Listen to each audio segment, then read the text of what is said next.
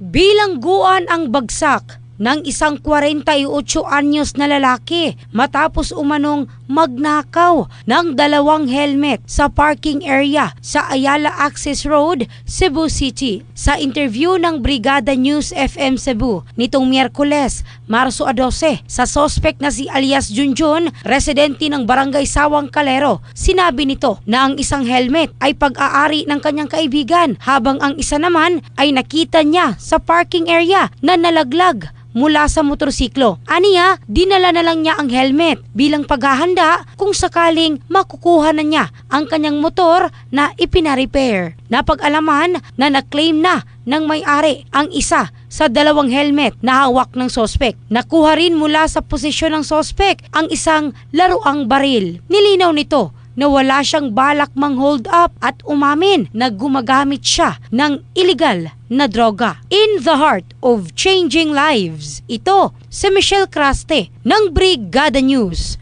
Philippines, the Music News Authority.